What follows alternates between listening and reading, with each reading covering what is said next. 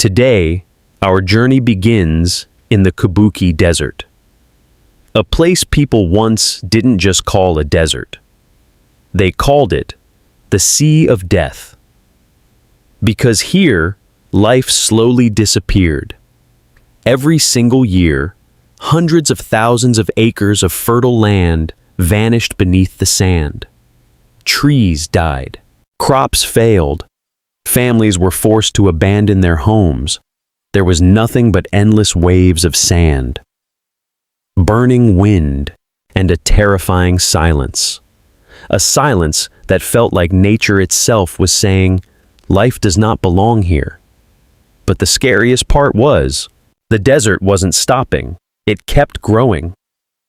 This process has a name: desertification, a slow transformation where living land turns into lifeless desert, and Kabuki was becoming one of the worst examples on Earth. China tried everything to stop it. Millions of trees were planted. Massive sand control projects were launched. Billions of dollars were invested, but nothing seemed to work, and Kabuki was becoming one of the worst examples on Earth. China tried everything to stop it. Millions of trees were planted. Massive sand control projects were launched. Billions of dollars were invested, but nothing seemed to work. It felt like humanity was losing the battle. Then one man came forward with an idea so strange. People laughed at him. His name was Wang Wenbiao, and he decided to fight the desert itself. Using his savings and taking huge loans, he brought in hundreds of workers and bulldozers.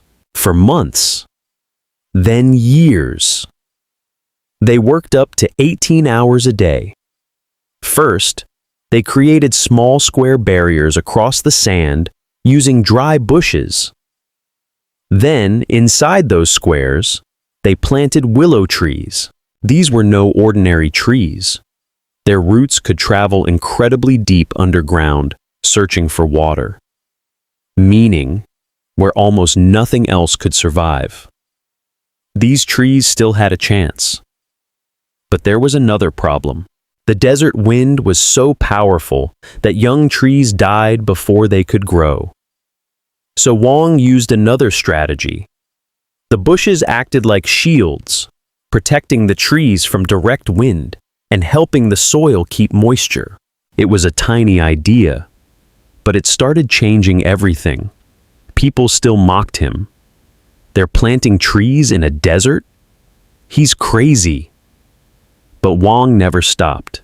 Year after year, he kept going. Slowly, some trees survived.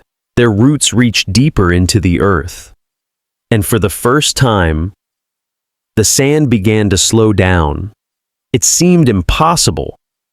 But the impossible was finally starting to happen. Then another major problem appeared. The trees needed constant trimming. Without cutting the soft new branches, the trees wouldn't grow strong. But maintaining millions of trees across a giant desert was almost impossible for humans. So who would do the work? That's when the story took a completely unexpected turn. The job humans struggled to do was suddenly being done by a tiny animal, rabbits. A special breed called the Rex rabbit was introduced.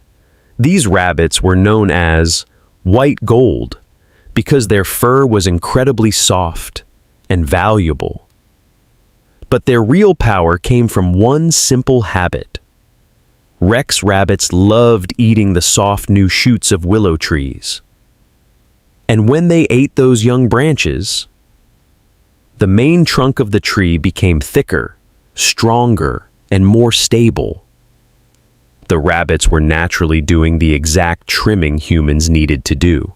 But that wasn't all. Their waste became powerful natural fertilizer.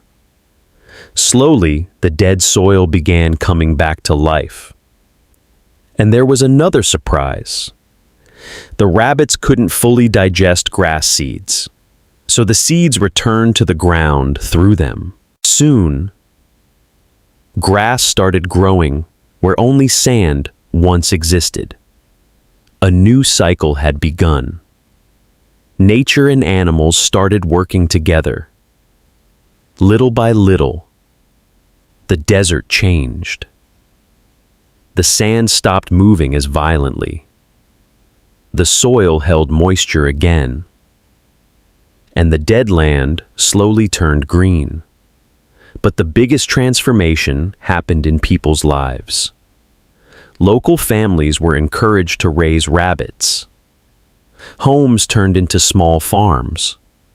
People started earning money from rabbit fur and tree products.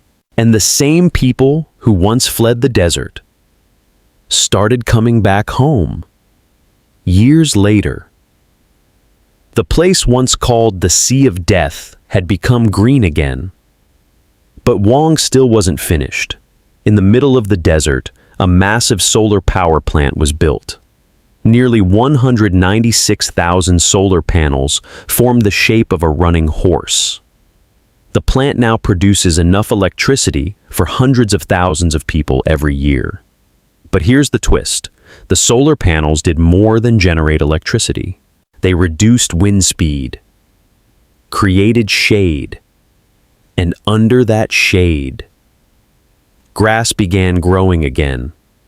Soon, rabbits, sheep, and ducks returned.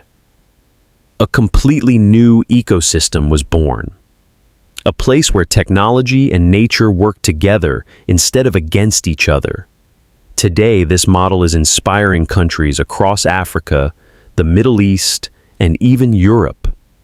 And maybe the biggest lesson of this story is this.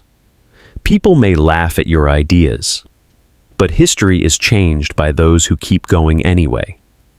Because every great achievement once sounded impossible.